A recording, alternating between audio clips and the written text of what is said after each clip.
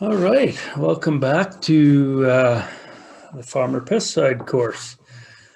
So today we are going to be in Module 8, which is Pest Control in Stored Grain. So basically this is why most of you are here. So you can purchase, like we said, Weevil-Cide, aluminum phosphine.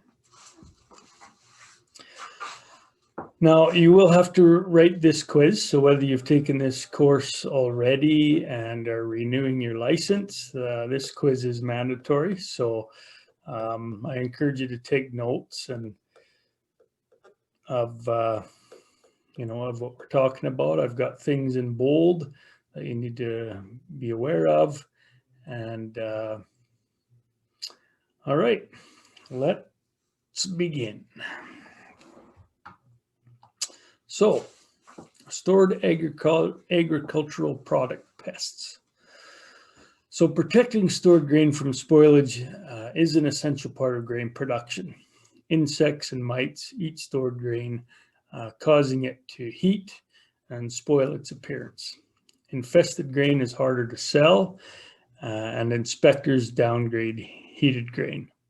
These losses can be prevented by keeping grain as dry as possible in clean, weatherproof, uninfested granaries and applying proper chemical controls when necessary.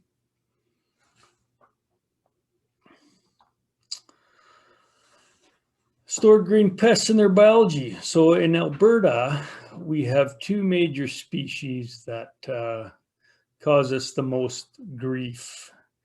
The rusty grain beetle and the red flower beetle. There's other beetles, including sawtooth grain beetles, weevils, foreign grain beetles, and fungus beetles can also be a problem, as well as mites. The main two beetles we see that you will see if you have bugs are the rusty grain and the red flower for sure.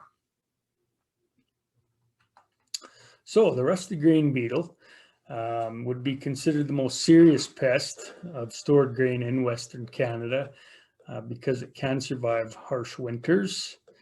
The beetle is about 2 millimeters long, reddish brown, and has a flattened appearance. This pest infests all types of grain and feeds on grain dust and fungi. So you'll see in this picture, the worm, that's the larva stage of the beetle. And then, of course, the beetle stage. And the red flower beetle is also reddish brown, same as the rusty grain beetle, but it's about twice as big. It has a rounded top instead of the flattened appearance of the rusty grain beetle. Both of these species can fly in warm summer conditions, and they can spread from one granary to another. They can't multiply in the field, and therefore infestations are always initiated from infested granaries or grain. These pests can survive summer conditions, living in trees, bird nests, and other protected locations.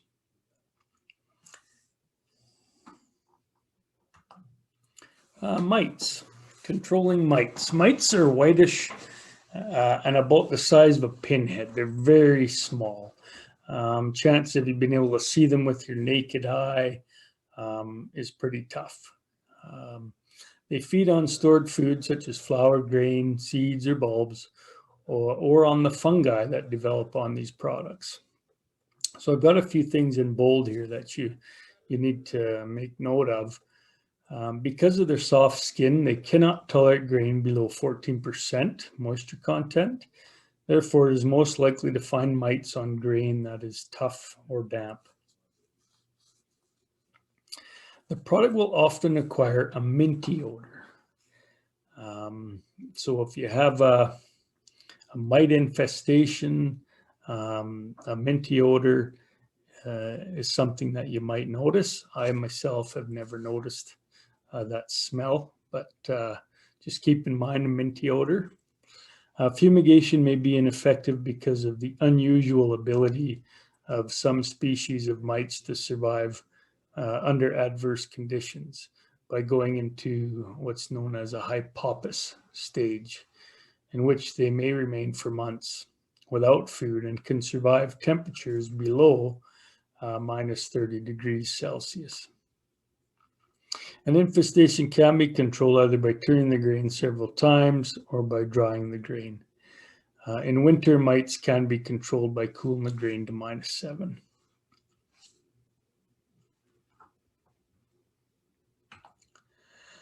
Grain condition and damage symptoms. The beetles feed on the kernels, eat the germ portion of grain, and sometimes will cause heating. When grain is harvested, it is usually warm, and when placed in bins, begins to cool very slowly. As winter temperatures begin to speed up, cooling when winter temperatures begin to speed up cooling, convection currents rise through the center of the bulk. So you've got the warm air on the inside, cold air on the outside. As the cold air outside increases, these convection currents will start to rise to the center. The convection currents cause moisture to condense and create suitable habitats near the surface cone for the beetles to survive. So that's where you're going to find the infestation will be in the warmest part of your bin, which will be in that center cone. Storage in smaller granaries can prevent damage, as smaller granaries cool faster and more evenly. If grain is stored at moisture levels significantly above 12%, molds that produce heat and moisture may develop and greatly enhance the chances of infestation of beetles to develop. So beetles are attracted to mold and fungi. So if you have the right conditions where mold and fungus can grow, this can attract beetles. So it's important that constant monitoring of temperature and moisture is necessary to prevent damage. So conditions are ideal for fungal development when grain is graded tough or damp. So here's kind of a visual of what's happening inside the bin. You've got the warm grain, the cold air on the outside, and then you've got the warm air starts to move upwards. You get moisture up top, and that's where you're going to find your infestations.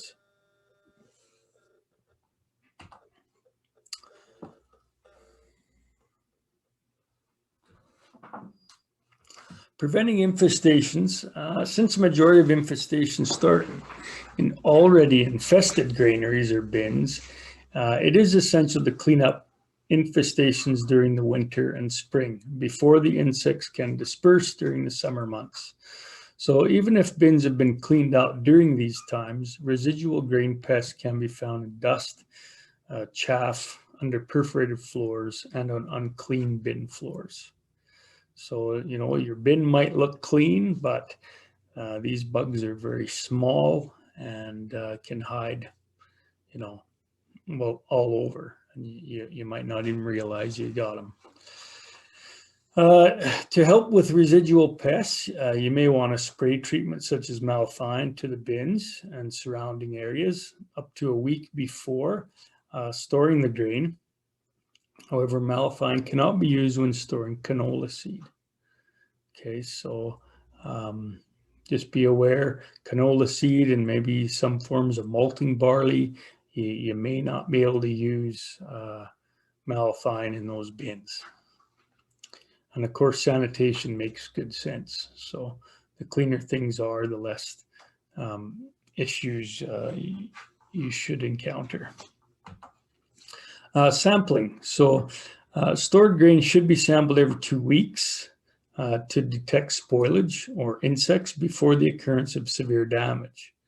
And that's important because often, you know, the bins get filled.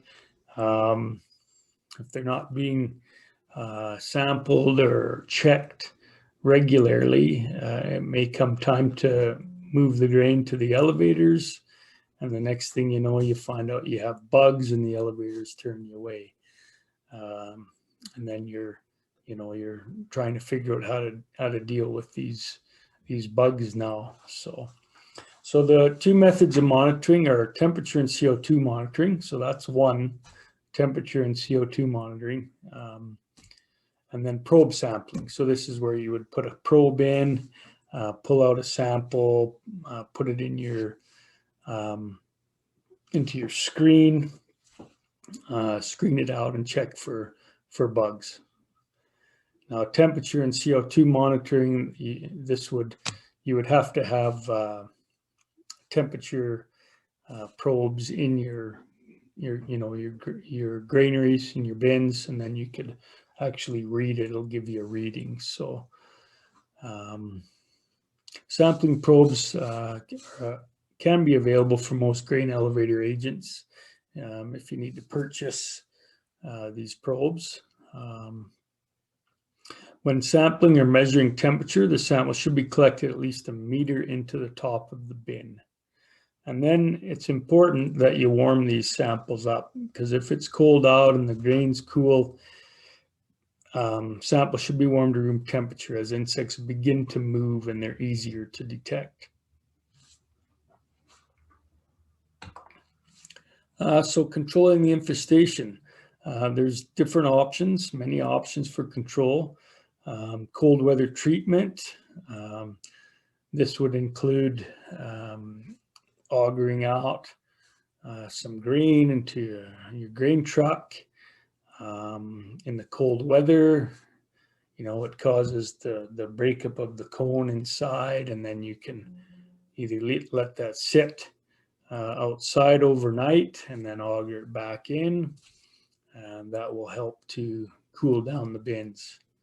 Of course, fumigation, and then fumigation with phosphine fumigants. In all reality, this should be kind of your last resort. If you're able to keep that grain dry and cool, your likelihood of having very serious infestations are minimized. But at some point you may need to fumigate, so it's nice to have that option, and that's why it's important to have your licenses so that you can purchase this if that's the case. Okay, so I guess I touched on it already. So cold weather treatment, so you turn the grain, in -30. It will cool any heating spots, and it might even kill some of the beetles. Now, it's understandable. No one really wants to be out in -30 with their augers and their tractor and their equipment. However, if you don't have aeration in your bins and you have a heating problem, then this really is the only method to control things like fungi, which I'm going to talk about here. So effective control depends on how quickly the beetles are cooled. So if a drop from 5 degrees to -20 overnight could effectively kill the beetles. Now, the only way to do that, would be to auger out grain out and then back in, in very cold weather. Or turning on your aeration and bringing in that cold air. So if the grain is heating, turning is the only procedure that will reduce the damage, since most heating is caused by fungi. I got this in bold. It's caused by fungi that cannot be controlled effectively by chemical fumigants. So the fungi attracts the bugs, but the fumigant isn't going to control the fungi. Slow cooling will not effectively kill the insects, but will slow down the activity. However, if a temperature of -10 is held for at least 8 weeks, predominant pests such as the rusty grain beetle can be controlled. And this is tricky because this is the temperature of your grain. You know, if you can get that temperature to -10 for 8 weeks, it's pretty rare in southern Alberta here that we have a consistent, you know, temperature for 8 weeks. So beetles and other insects become inactive. They do not breed or feed in temperatures of 10 degrees or less. Okay, so you need to know these numbers. So -10 degrees held for 8 weeks can help control grain beetles. And also grain beetles become inactive, so they don't breed or feed in temperatures of 10 degrees or less. Okay, grain fumigation. So fumigants can be applied by the following individuals. So a commercial applicator holding a valid fumigation or a fumigation restricted to stored ag product certificate. So that's what I hold. And of course, I work under the county's service registration. So that's how I'm able to fumigate. Or a farmer holding a valid farmer pesticide certificate with the grain fumigation endorsement if issued after 2008. And that's what you guys have or are getting now or renewing. This gives you the ability to purchase this chemical to be used on your own, on your own land in your own granaries. Okay, we're going to talk a little bit about the fumigation management plan. This is something that is required. PMRA requires it, and it must be developed prior to all fumigations. So there's an example in your book near the end of Module 9, and I've also got, I've all printed it out here. So I don't know if this will come through that clear for you guys, but this is a letter that came from Health Canada, PMRA, back in, let's see here, 2016. It talks about what's required, what needs to be in place for fumigation. So you need to have this management plan. You need to have the proper respirator and PPE in place in order to apply it. Now, here's an example. You'll have one of these in your book. So this is sort of a general example of a fumigation management plan. So what you would do is you would take this and incorporate it into your own farming practice or fumigation practice. So what I'd recommend is when you fill this out, you keep it in a file. And, you know, you may have bins on different properties. So let's say your home, you know, your home quarter, whatever, you have some bins, but you also have land on different sections with some bins. It's a good idea to keep a separate file for each of those areas. And so that if the inspectors, the PMRA inspectors ever come and question, you'd be able to produce these documents. So they're fairly general here. So you'll fill this out. It has a spot where you can draw a little map of where your bins locations are. And then of course, you know, you're going to name the chemical that you're using, you know, the brand names. So like if you're using Weevil-Cide, then you'd have Weevil-Cide in there. You'd put down the PCP number, which you'd find on the can, right? So you go through this, you'd list any contact information, emergency contact, anyone involved in the fumigation, you list them down. If I come out, if you call me because you don't have a license and I help you, you know, as you're augering grain back into the bin, you know, I'll fill one of these out and keep it on file at the office. But if you're doing all your own fumigation, you need to have a record of your fumigations. So it's pretty basic. You'll fill this out. You keep that in your file. But then what's nice, and this one, it's just kind of a log. And let's say this year you fill this out. You got a couple of bins that need to be treated. You mark in the date, the time, and everything. And then let's say next year you've got to treat another bin, but say it might be on a different property, or maybe it's a different bin on the same property.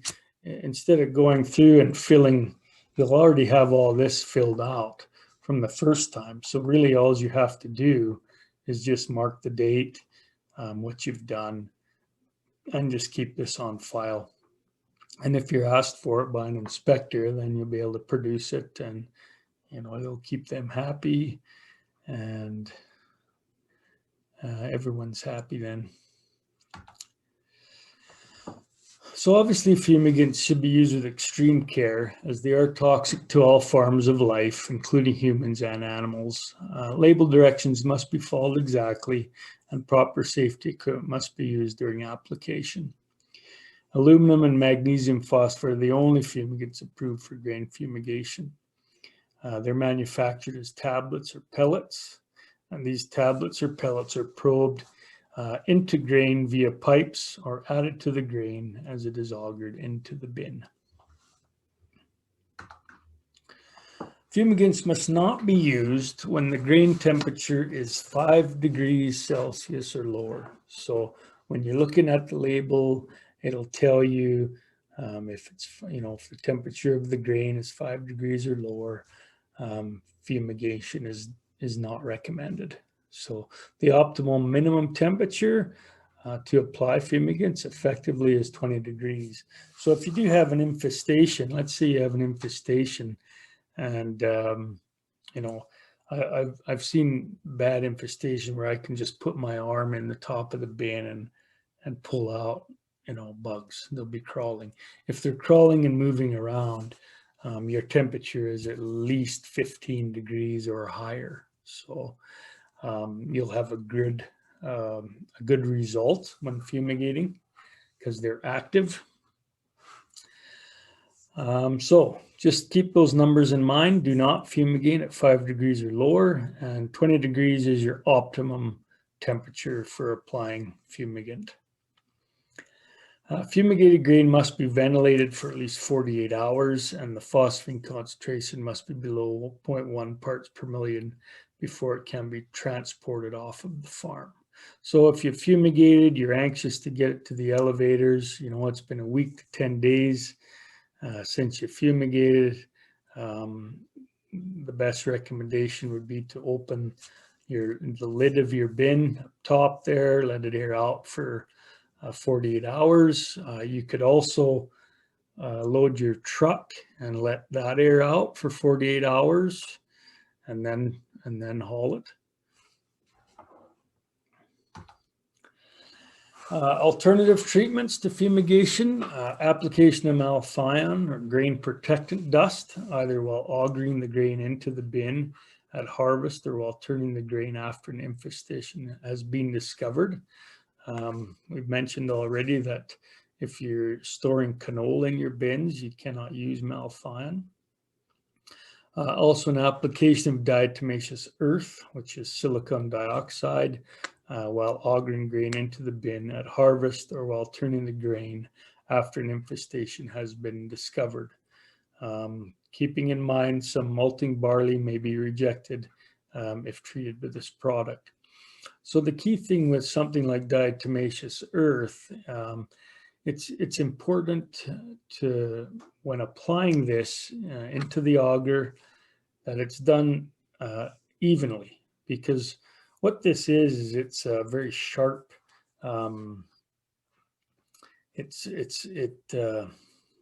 very sharp. So when the beetles and the larvae are moving around, it actually desiccates them, and that's the mode of action. That's how they're being killed. So if you have a patchy, if you've you know, kind of dumped some in, walked away to do something else, come back, dump some more in. You know, it might not go in very evenly into your bin, and then it might not work as effectively as it should.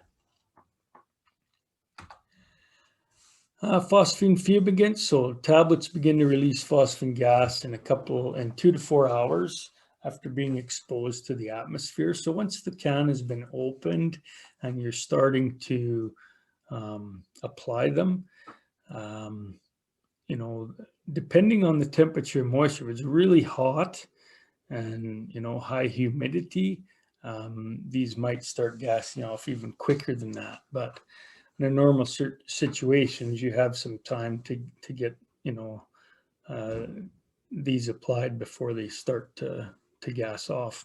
Of course, pellets, they'll begin evolving quicker because they're smaller, only 1 to 2 hours after, you know, you've started. Now, phosphine gas has no odor or color by itself. But a garlic or fishy smell is released due to the additives in the chemical. So it's kind of like propane. Propane doesn't have its own smell. They add that smell to it so that you're aware, right? So it's the same with this. If you smell that garlic or fishy smell, it's a note to you like, hey, wait a minute. I can smell aluminum phosphine. So the rate of decomposition of tablets or pellets varies depending on the grain temperature and moisture. So, you know, the warmer it is, the more humidity or moisture there is, the quicker these will decompose.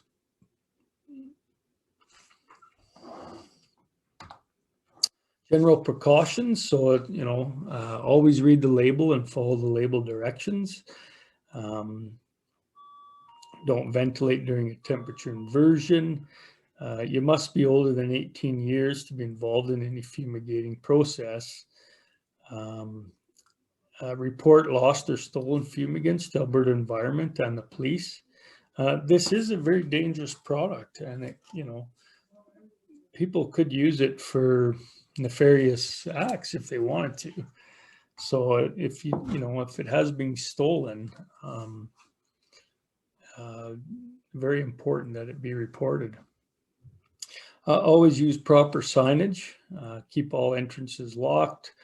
If you're doing a structure like a Quonset, make sure there's someone outside that can call for help if necessary. You're going to open this in a well-ventilated area and away from your face. These have been known to spontaneously combust. So as you open it, a flame that has happened. So you keep it away from your face. And then, of course, you're going to keep accurate records for all these fumigations. So you'll have records on that fumigation management plan. And if you keep those records current, somewhere safe, it'll be good in case you're ever questioned on anything that you've done. Some of the equipment you might need, of course, you'll need the fumigant. You might need measuring tape if you're having to figure out volumes, you know, on the Quonset. Most of you know as your bins and how many bushels they hold. So you might need duct tape or masking tape to seal anything off, sponge rubber for sealing holes.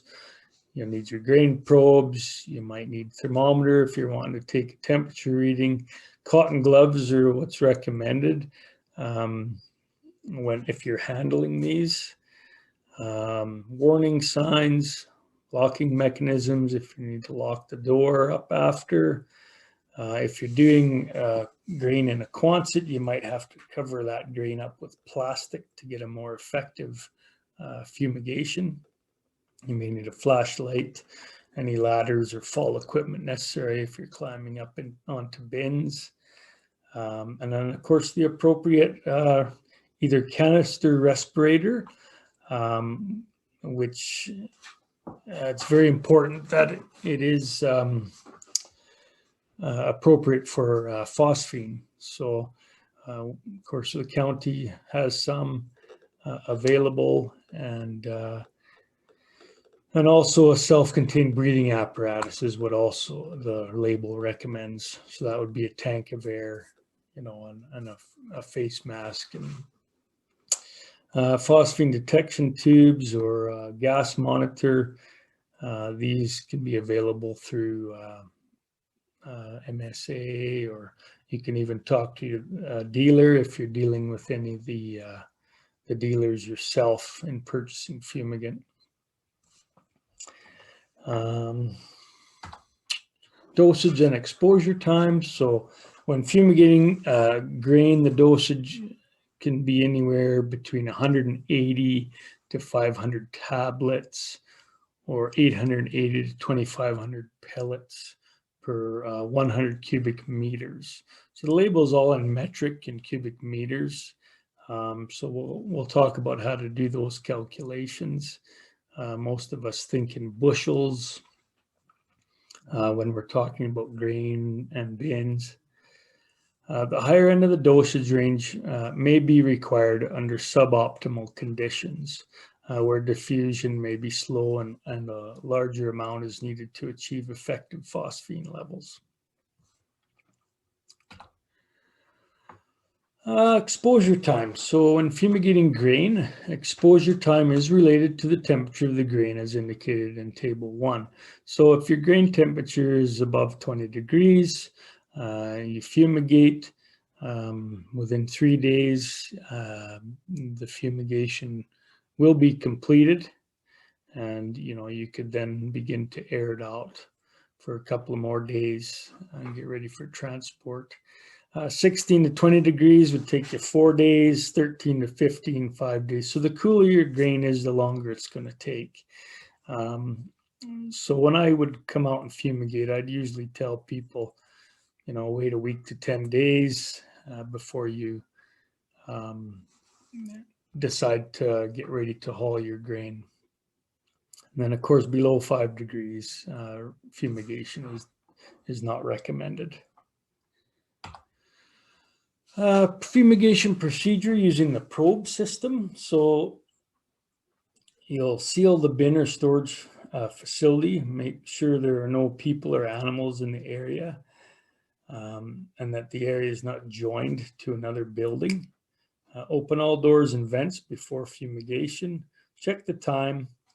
Fumigation must be completed within 2 hours of starting. So if you're going into a large Quonset or an outbuilding where you're actually physically going in and you're climbing up onto the grain in order to deposit these pellets or tablets, you need to be aware of the time, and you need to be in and out of there. Definitely the sooner the better. So I would say before 2 hours. For fumigating grain, you're going to insert the probe at 1.3 meter intervals over the entire surface. This is what the label is telling you to do. The tablet should be dropped in one at a time at intervals from 2.5 to 10 centimeters as the probe is withdrawn. Check the end of the probe regularly to ensure it is not plugged, and then you'll pull a tarp over the grain for an effective fumigation. Lock and post warning signs on all doors. Now, the problem that I see in this method is that this could potentially take quite a long time if you're going, one tablet at a time over the entire surface.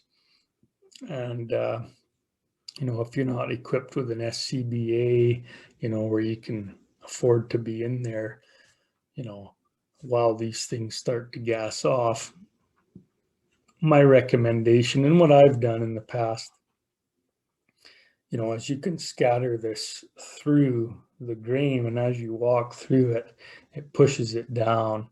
And if you're doing that on the top cone and down the sides, you will have an effective fumigation. But it may be necessary to cover that grain up with plastic after you're completed. And then that will keep that gas kind of locked down into the pile of grain.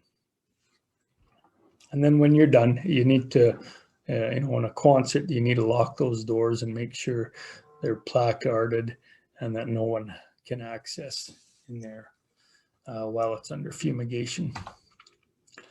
When the fumigation is done, you'll want to open those doors for at least 48 hours until levels are below 0.1 part per million. Remove the tarp. If you have put plastic, you'll want to remove that because that could cause sweating. So you don't want that. So remove the tarp. Remove your signs once you've established that it's safe. And then allow 48 hours before hauling it to the elevator. So non-probing, same safety procedures as we've already discussed. If grain is being moved from one bin to another, it'll apply the tablets or pellets to the intake of the auger at the appropriate dosage based on auger capacity. If the bin is full, you can remove a few truckloads, probe in the required number of tablets or pellets for the grain volume in the bin, then add the tablets or pellets to the remaining grain stream as the bin is refilled. This is where we'll come on and help. We don't climb up on bins anymore, but if you don't have your license and you're willing to pull a load and auger it in, we can come out and give you a hand with that.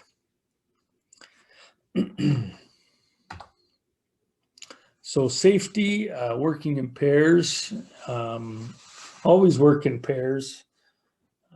No one under the age of 18. Never enter a grain bin where a bridging or a high wall of grain exists. Never enter bin during loading or unloading. Check time, finish fumigation as quickly as possible. Wear all the approved PPE at all times.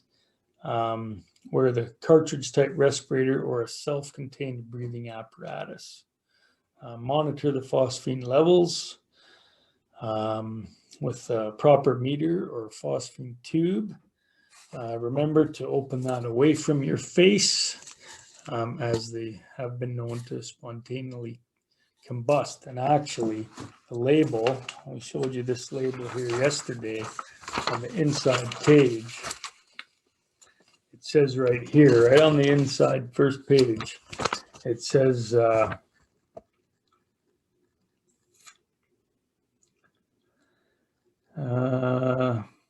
aluminum phosphide tablets are non-combustible, but exposure to moist air or water releases flammable and toxic phosphine gas. Spontaneous ignition may result if contacted by water, acids, or other liquids. Oh, it's happened to me, and it's probably happened to some of you. And it can scare you pretty good, especially around top of a bin and you open that up and it shoots a flame out the end. So you need to be aware of that. I recommend, I will always, if, like you say, I don't climb on the bins anymore, but I will crack these down. I'll open them and crack them open on the ground first, and then I would take it up. So in case that happens, at least it's not happening to you while you're up on top of the bin. Never confine in small gas tight enclosures such as a plastic bag. So you don't want to take these and put them in a plastic bag. Not a good idea. Wear cotton gloves. Wash your hands when done. Don't eat, drink, or smoke during fumigation. Once you're done, lock and post all entry points. Do not re-enter without proper PPE or until properly aired out. Keep clothing away from living quarters. So you will find when you use this, that garlic or fishy smell, there is a dust in here, and that does seem to stick to your clothing. And you can just smell it. You know you've used it, and so you'll want to keep that, your clothing outside. Don't allow farm animals or pets in the area. If for some reason a cat or or whatever ends up in the Quonset, you don't realize it will be dead, but by the time you reopen that up. If you do have dead birds or rodents in there after you're done fumigating, best to take those out. And then make note of all the equipment that you had before and after fumigation, because once you've closed that up, unless you have, the proper SCBAs or, equipment to re-enter, basically you won't be able to retrieve that until you're all done. Transportation of fumigated product. So it is illegal to transport grain by truck on Alberta highways while under fumigation if phosphine levels are greater than 0.1 parts per million. So fumigation must be conducted and the grain aired out before transporting. So 48 hours. I mean, you can fill your truck, but it's got to sit and air out for 48 hours after fumigation before you can haul it. So first aid. So light poisoning, sensations of cold or pulling pains in the region of the diaphragm, numbness or diarrhea. These are examples of light poisoning, okay?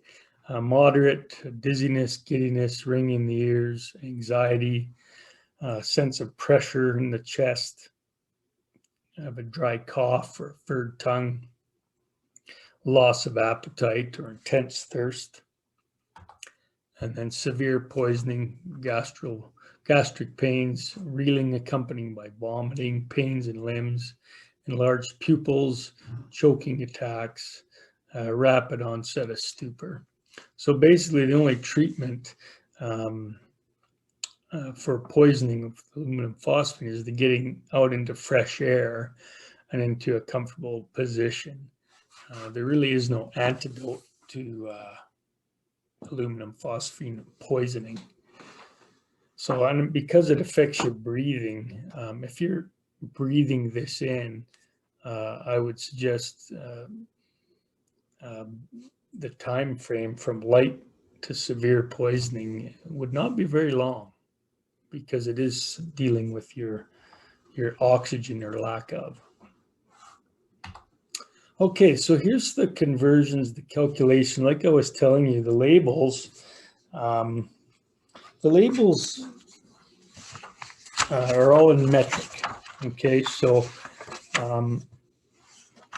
when you're trying to figure out your bins, we think of bins as in bushels, and if you're not familiar on cubic meters, which I don't know that a lot of us think in cubic meters.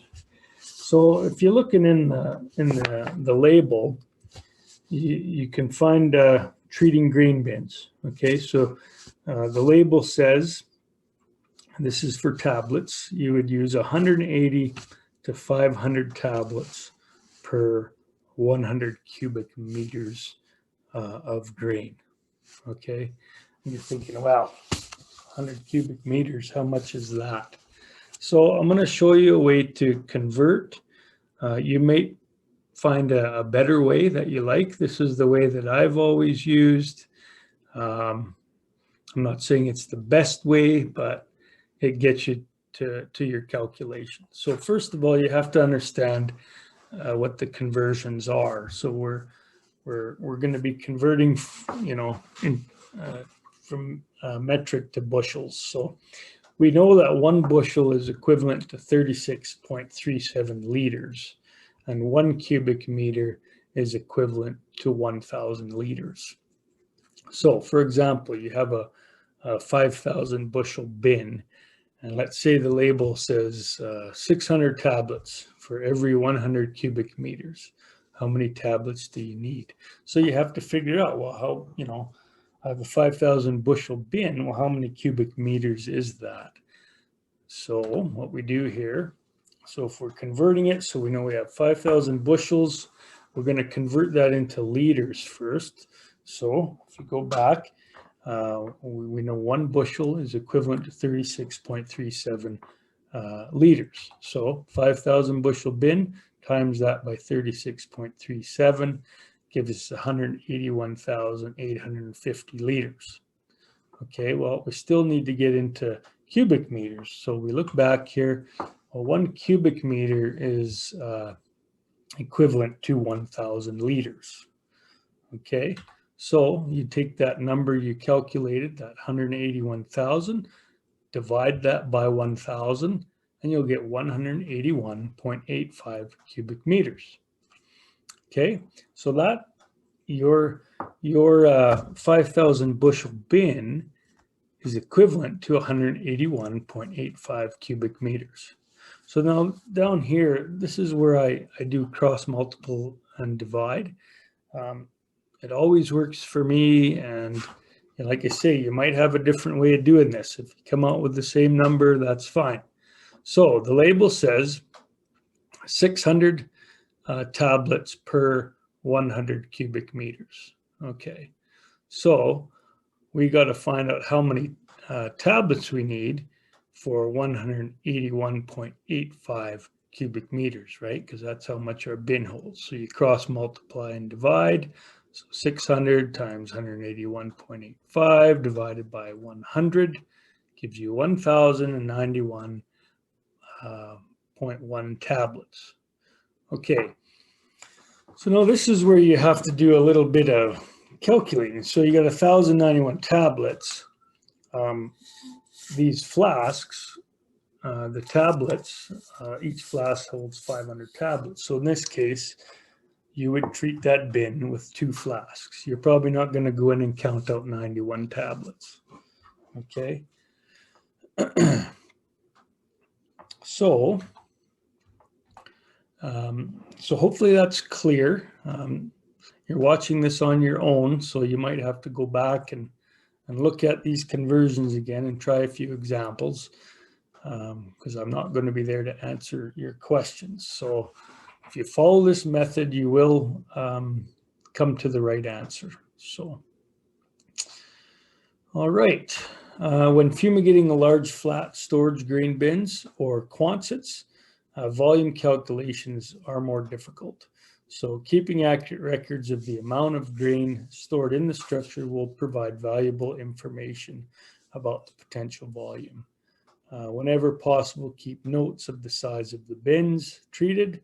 The circumference, number of rings, and the cone height will be useful when treating similar bins. I know most of you know, I've been to so many properties and bins, and they're like, yeah, these are 3,500 bushel bins. These are 5,000 bushel bins. So most of you know the size of your bins in bushels. So the norm works out to be 1 flask per 5,000 bushels would be your low end, up to 2 flasks per 5,000. That's your high end. All right, that's the end of module 9, stored grain. So you will be required to write a short quiz, 20 questions.